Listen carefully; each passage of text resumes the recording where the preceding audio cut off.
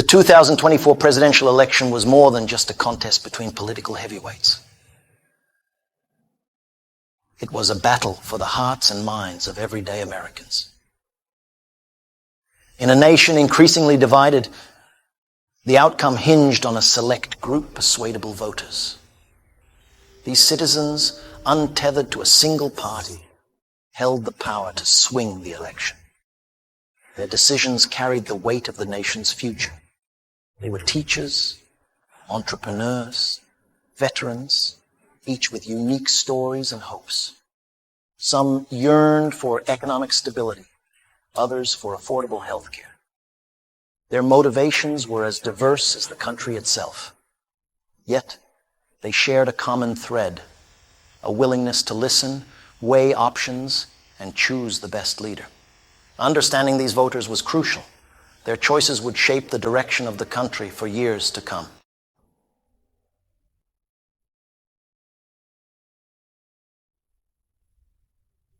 The traditional political divide, often painted in stark shades of red and blue, seemed simplistic in the face of such diverse perspectives.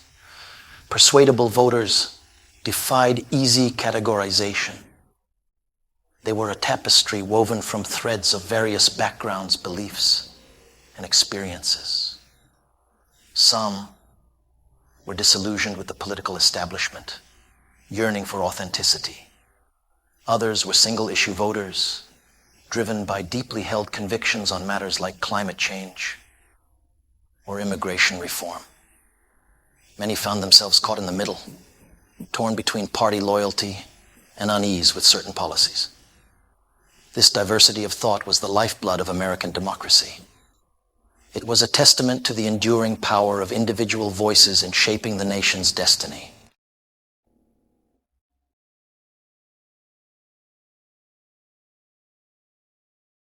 The road to the White House was paved with promises.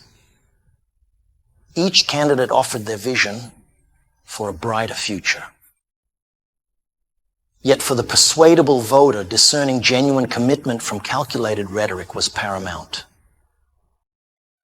They listened not just to the words spoken, but to the tone, the body language, the unspoken promises. They yearned for a leader who understood their struggles and offered concrete solutions. The weight of their decision was immense. Their vote was an investment in a future they hoped would be brighter and more just.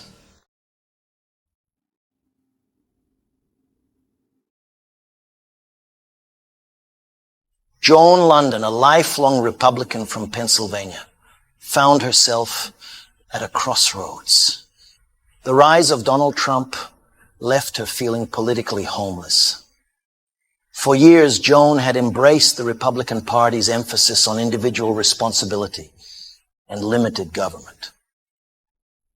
But Trump's rhetoric, often laced with anger and division, alienated Joan. As the 2024 election approached, Joan felt increasingly alienated from the party she had called home for decades. She knew she couldn't, in good conscience, cast her vote for Trump.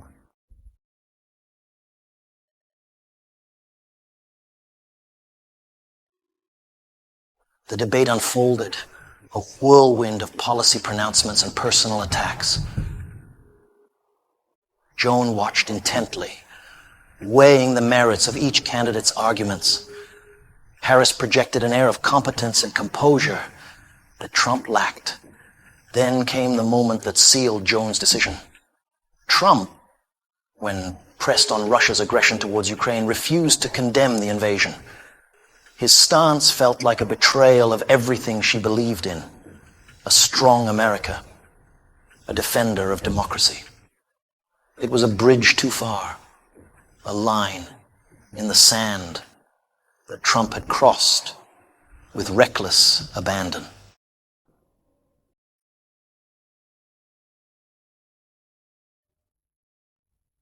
As the debate concluded, Joan felt a strange mix of emotions. Anger at Trump, a glimmer of hope in Harris, and uncertainty about her political future. For the first time in her life, she was prepared to vote for a Democrat for president. Joan's journey reflected a broader trend among some Republicans disillusioned by Trump's leadership. The Republican Party seemed to have lost its way, its identity subsumed by Trump's cult of personality. Persuadable voters, many sharing Joan's conservative values, but finding Trump's behavior unacceptable, held the key to victory. Their votes, once reliably Republican, were now in play. The political landscape was shifting, creating tremors that threatened to reshape the electoral map.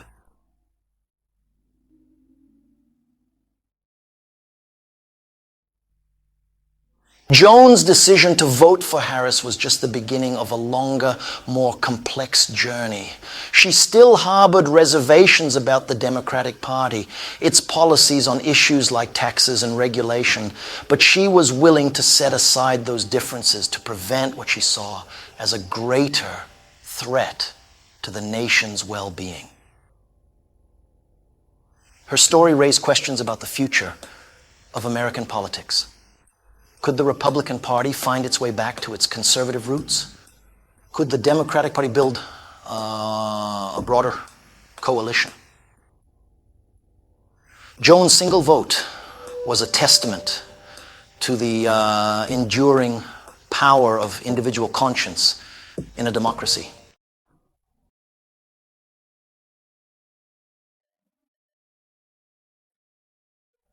The news of Joan London's defection sent ripples through the political landscape. Chris Mudd, a staunch Trump supporter from Iowa, exemplified this sentiment. He viewed Trump as a necessary disruptor, a bull in a china shop who wasn't afraid to challenge the status quo. While Chris acknowledged Harris's performance in the debate, he remained unconvinced of her ability to lead. He saw her as a creature of the political establishment, all talk and no action. For Chris and many other Trump loyalists, the debate did little to shake their faith in their chosen candidate. They believed he was fighting for them against a corrupt and out-of-touch elite.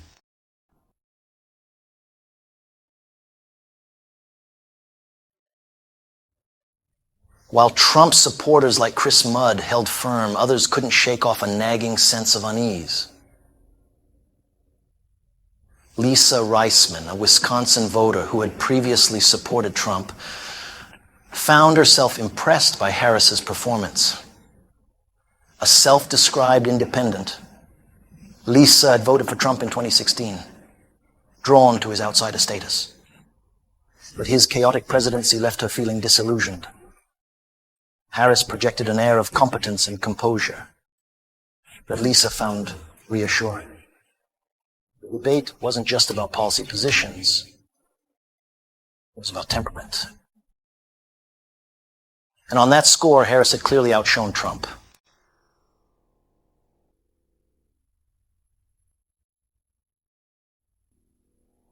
The contrasting reactions to the debate highlighted a crucial difference between the two campaigns' enthusiasm.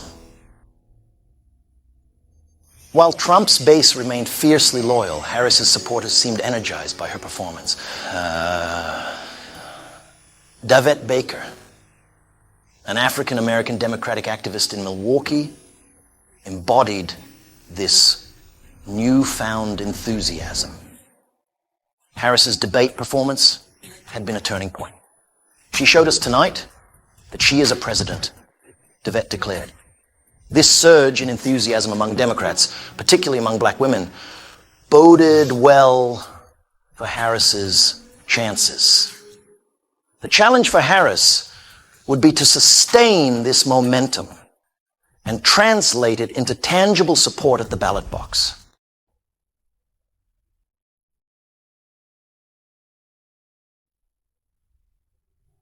As the dust settled on the first debate, the political landscape remained as uncertain as ever. Joan London's decision to switch allegiances, the contrasting reactions of Trump and Harris supporters, all pointed to an electorate deeply divided. Larry Malinconico, a geology professor in Pennsylvania, captured this sense of uncertainty. A lifelong Democrat, Larry had always voted against Trump, but even he couldn't shake off a nagging sense of unease. The 2024 election would be a nail-biter, a battle for every vote in a nation riven by partisan rancor. The outcome would hinge on the decisions of countless individuals like Joan, Chris, Lisa, Davette, and Larry.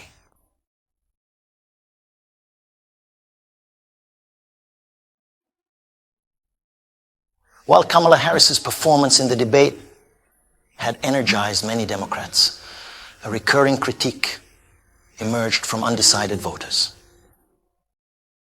These individuals craved specifics, a level of detail that Harris, in their view, had failed to provide. The issue wasn't so much Harris's policy positions, but rather the concrete steps she would take to achieve her goals. Her pronouncements often lacked the granular detail that would convince undecided voters. This specificity gap threatened to erode Harris's support among voters who yearned for viable solutions. The onus was on Harris to bridge this gap, to move beyond broad pronouncements and delve into the nitty-gritty of policy implementation. Failure to do so risked alienating a crucial segment of the electorate. Linda Rooney, a moderate from the Philadelphia suburbs, embodied the dilemma of many undecided voters. A former Trump supporter who voted for Biden, Linda felt adrift in political polarization. Harris's debate performance left Linda with mixed feelings. She admired Harris's composure, but wanted more specifics on the economy and healthcare. Kamala Harris says she wants to lift up the middle class, but how? Linda wondered aloud to a friend, her voice laced with hope and skepticism. Beyond policy, Linda grappled with trust.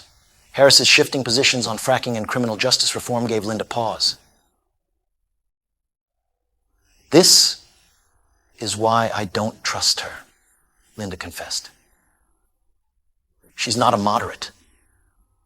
Linda's struggle highlighted Harris's challenge in winning over undecided voters. It wasn't enough to articulate policy. Harris needed to build trust.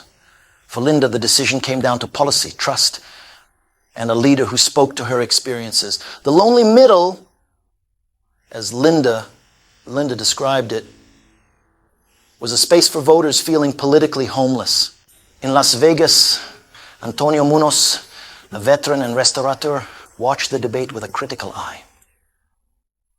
A self-made man, Antonio valued hard work and common sense solutions. He leaned towards Harris but remained hesitant about her experience and plans. Kamala was poised, Antonio conceded, but lacked substance on moving forward. He was frustrated by the lack of specifics and detailed policy proposals. Antonio's hesitation highlighted the need for substance over style. For him, it wasn't about party loyalty, but finding a leader who could deliver results.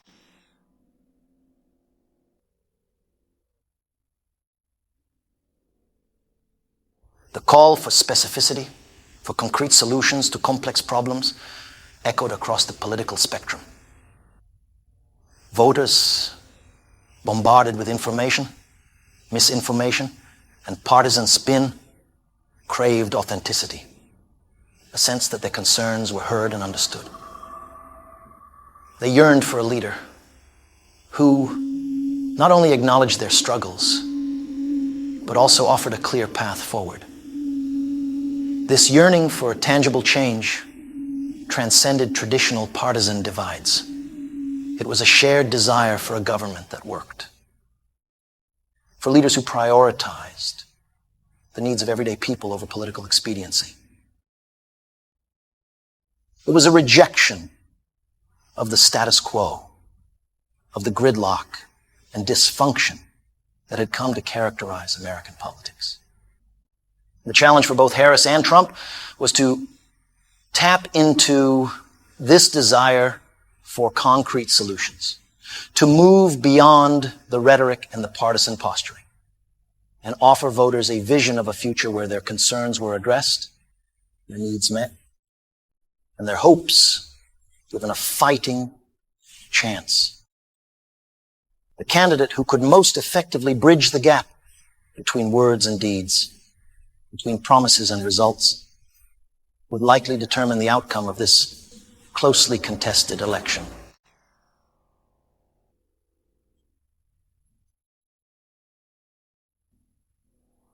As the post-debate analyses flooded the airwaves and social media, a palpable sense of excitement rippled through Democratic circles.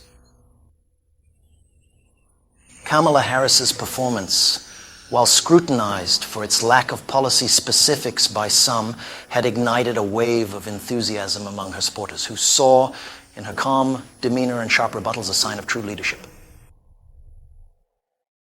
Marvin Boyer, a seasoned civil rights activist from Pennsylvania's crucial Northampton County, couldn't contain his admiration. Having witnessed countless political battles over the years, Marvin had developed a keen eye for assessing a candidate's mettle. In Harris, he saw a steely resolve, a quiet confidence that shone through even in the most heated exchanges. A master class, Marvin declared to a room full of fellow activists, his voice thick with emotion. She was calm, focused, and collected. He was defensive, angry, and out of control. For Marvin, the contrast couldn't have been clearer. Harris, he believed, had demonstrated the temperament and the fortitude required of a president, while Trump had once again succumbed to his own volatile impulses. This sentiment, echoed by countless Democrats across the country, breathed new life into a campaign that had, at times, struggled to match the fervor of Trump's most ardent supporters. Harris's performance, they believed, had showcased her ability to stand toe-to-toe with a formidable opponent and emerge not just unscathed, but emboldened.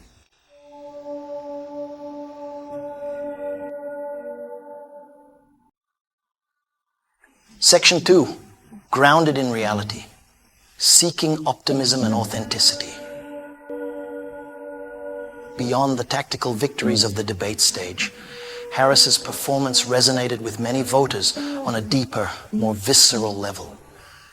In a political climate often characterized by negativity and division, Harris's focus on real issues and pragmatic solutions, as Zoila Sanchez, a Las Vegas real estate agent and self-described Reagan Republican, put it, offered a refreshing change of pace.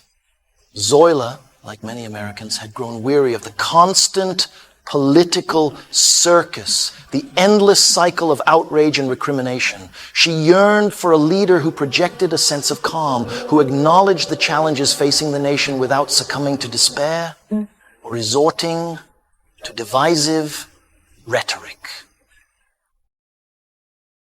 Her focus on real issues and pragmatic solutions was refreshing, Zoila remarked to a group of colleagues, her voice tinged with a mix of relief and cautious optimism. Donald Trump appeared erratic and out of control. We need leaders who are grounded in reality. This yearning for authenticity, for a leader who spoke to their lived experiences and offered a sense of hope amidst the uncertainty, resonated with voters across the political spectrum.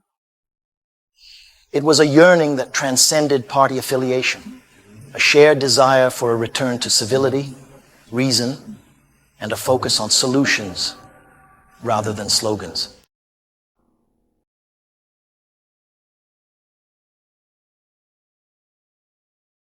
Section 3. Triggered Donald Trump supporters acknowledge Harris's tactics. Even among Trump's most ardent supporters, there was a grudging acknowledgement that Harris had, at times, gotten under the former president's skin. While they dismissed her critiques as fake and rehearsed, they couldn't deny that her carefully calibrated jabs had on occasion elicited an unpresidential response from Trump. Natalia Orlando, a staunch Trump supporter from New Hampshire, watched the debate with a mix of amusement and frustration. A longtime admirer of Trump's brash style and no-holds-barred approach, Natalia couldn't help but notice that Harris's tactics, while undeniably calculated, had succeeded in knocking Trump off his game. Kamala successfully avoided the questions and triggered Donald, Natalia observed to a friend, her tone a blend of admiration for Harris's political acumen and disappointment in Trump's reaction. The build-up to the debate was exciting, but the debate itself was okay. This acknowledgement, however reluctant, that Harris had managed to get under Trump's skin, pointed to a subtle shift in the political landscape. No longer simply dismissed as an inexperienced lightweight. Harris had proven herself a skilled debater, capable of holding her own against a seasoned brawler like Trump.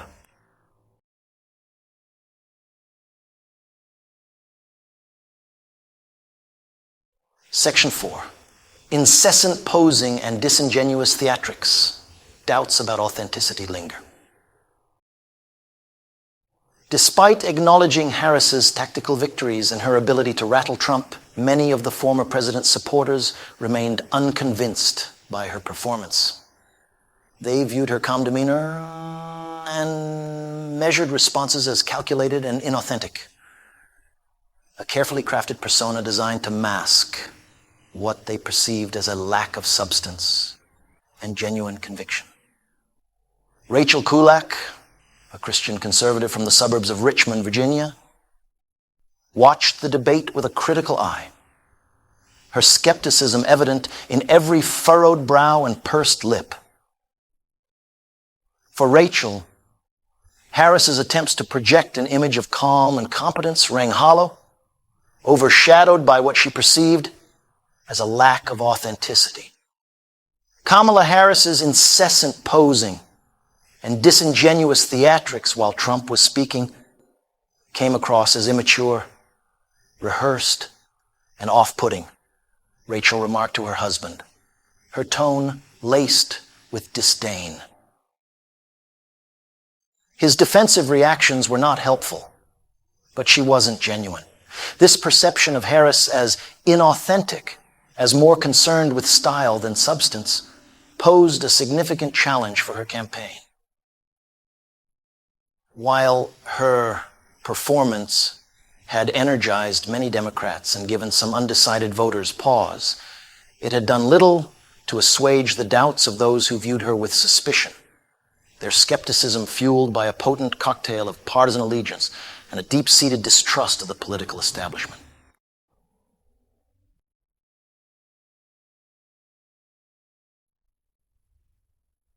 The authenticity test, a question of trust.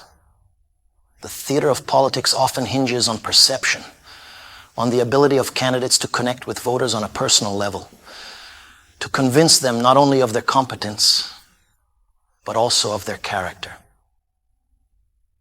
In the aftermath of the debate, the question of authenticity, of whether voters perceived Kamala Harris as genuine or calculated, emerged as a key point of contention. For some, Harris's calm demeanor and measured responses were seen as evidence of her presidential temperament, a reassuring contrast to Trump's often volatile behavior. They saw in her a leader who could rise above the fray, who possessed the intellectual rigor and the emotional intelligence to navigate the complexities of the Oval Office. Others, however, viewed her performance through a more skeptical lens. They saw her carefully calibrated responses and her practiced smiles as evidence of a calculated persona, a facade designed to conceal a lack of genuine conviction.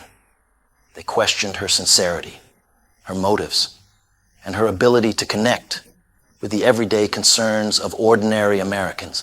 This authenticity test, this question of whether voters perceive Harris as trustworthy and relatable, would prove crucial in her bid for the White House. In a political climate increasingly defined by cynicism and distrust, the ability to connect with voters on a human level, to convince them of her sincerity and her commitment to their well-being, would be paramount.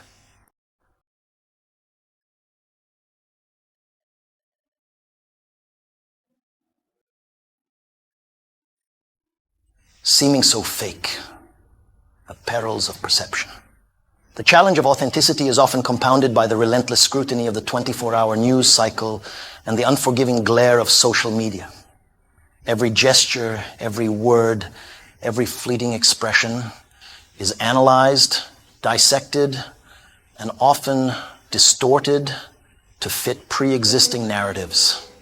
In this environment, even the most genuine emotion can be misconstrued as contrived, the most carefully considered response dismissed as inauthentic. For Harris, the perception of inauthenticity was fueled in part by her past as a prosecutor, a role that often required her to make tough decisions and defend controversial policies. Her critics seized on these aspects of her record, painting her as a ruthless operator, more concerned with winning convictions than with seeking justice. Fairly or not, these perceptions, amplified by the echo chamber of social media, threatened to undermine Harris's efforts to connect with voters on a personal level. They fed into a broader narrative, peddled by her opponents, that she was a political insider more interested in advancing her own career than in serving the needs of the American people. Overcoming these deeply ingrained perceptions would require more than just eloquent speeches and well-crafted policy pronouncements. It would require Harris to find ways to break through the noise, to connect with voters on a human level, and to convince them of her sincerity and her commitment to their well-being. Experience versus change. A generational divide. The debate over Harris's authenticity highlighted a generational divide. Experience versus change. Older voters valued experience and political savvy. Younger voters craved change and fresh perspectives. This divide was clear in reactions to Harris's performance.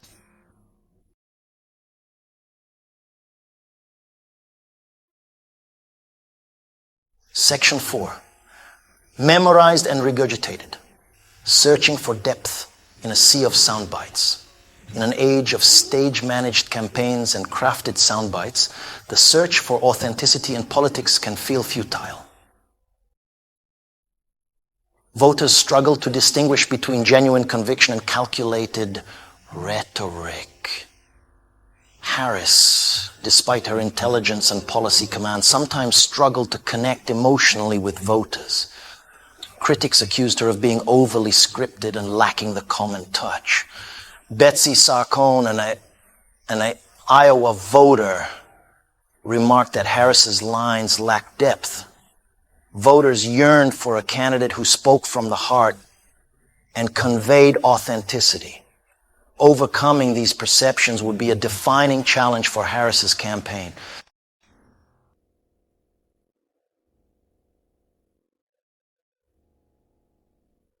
A nation on edge. As the debate faded, anticipation and anxiety gripped the nation. The clash between Harris and Trump highlighted deep divisions. The verdict of undecided voters remained out of reach. Their decisions could tip the scales of the election. In living rooms and coffee shops, the debate played out. Some saw Harris as a beacon of hope, Others remained skeptical, yearning for concrete solutions.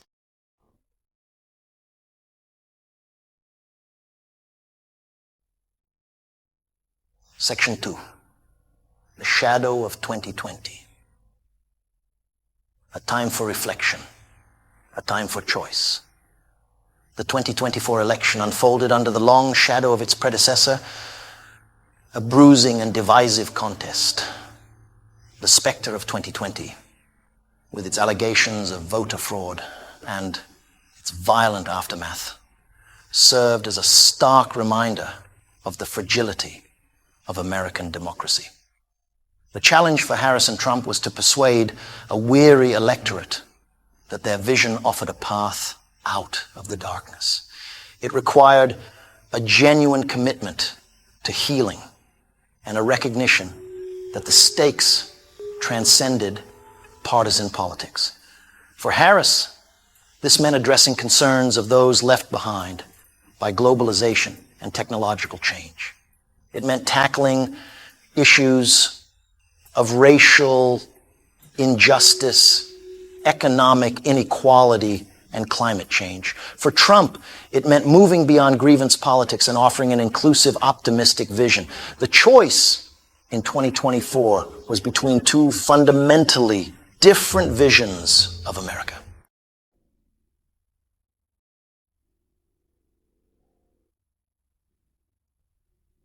Section 3, the enduring power of one, a tapestry of voices, a nation's destiny.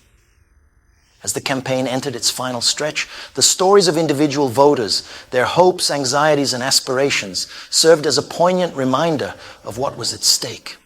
It would be decided by millions of individual acts of conscience, by citizens exercising their fundamental right to choose their leaders. It was a chance to reaffirm the enduring power of democracy, the belief that despite our differences, our shared humanity, our common destiny bound us together as Americans. The tapestry of American democracy, woven from the threads of countless individual stories, was a testament to the enduring strength of the human spirit.